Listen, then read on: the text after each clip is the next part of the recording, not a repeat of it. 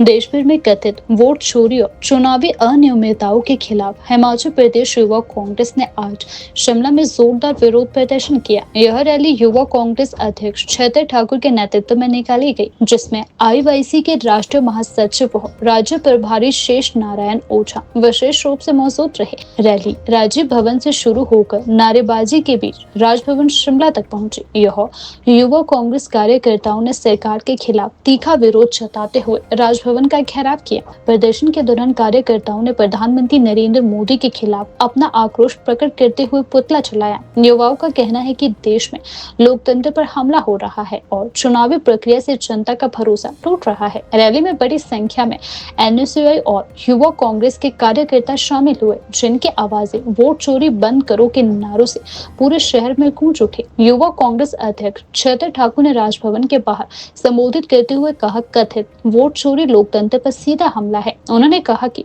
युवा पीढ़ी अब चुप नहीं बैठेगी। क्या कर रहे हो?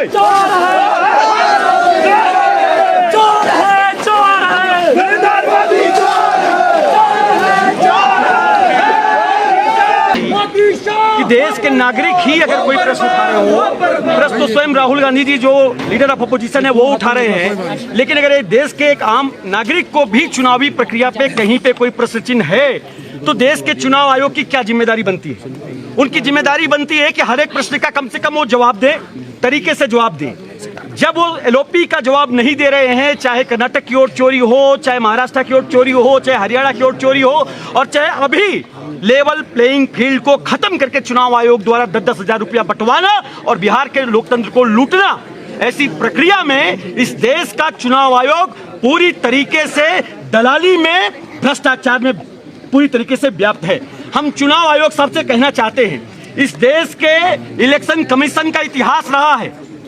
टीएन शेषन साहब जैसे लोगों का नाम आज भी लोग याद करते हैं। आखिर क्या मजबूरी है आपकी? कितने करोड़ रुपए ले लिए आपने? अपने परिवार को क्या फायदा पहुंचा दिया आपने कि आप इस पे कोई जवाब देने के लिए तैयार नहीं है? और आज वही परिस्थिति खड़ी कर रहे हैं जो अंग्रेजों के जमाने पर थी। उस समय भी जब अहिंसक आंदोलन करने वाले भारत के लोग अपनी आजादी की मांग करते थे तो उनको लाठियों और बूटों से कुचला जाता था। आज संविधान के सामने लाठी तंत्र की स्थापना करने की कोशिश की जा रही है। भारत का नौजवान इससे डरने वाला नहीं, यूथ कांग्रेस इससे डरने वाला नहीं।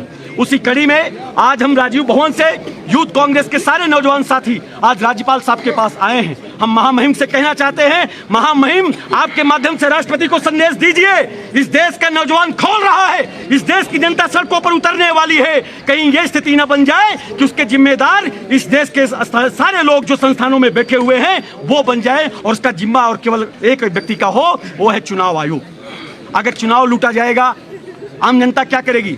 हर 5 साल में जनता यही कहती है ना कि आपने मेरे लिए काम नहीं किया, 5 साल बाद दिखा देंगे। अरे जनता कहने की हकदार नहीं बचेगी, क्योंकि सामने वालों को मालूम है जनता के अधिकारों को लूटो, उनके पैसों को लूटो, बाद में हमें हराने की भी कोशिश करेंगे तो चुनाव आयोग का पिट्ठू हमारे पास तो है। कैसे चलेगा देश ऐसे?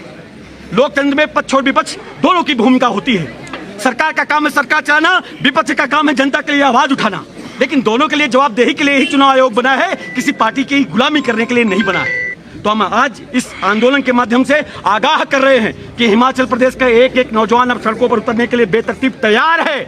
आज हमने हिमाचल प्रदेश में शिमला में इसका डेमोन्स्ट्रेशन किया है। अगर आपने इसका सही समय पे जिम्मेदारी तय नहीं की, चुनाव आयोग ने इस्तीफा नहीं दिया उसके डायरेक्टर ने, तो हम सारे लोग मिलकर के गांव-गांव, गली-गली, मोहल्ले-मोहल्ले जाएंगे, इन चोरों के चेहरों को बेनकाब करने का काम करेंगे। आदरणीय राहुल गांधी जी के नेतृत्व में हम सड़कों पर उतरने का काम करेंगे।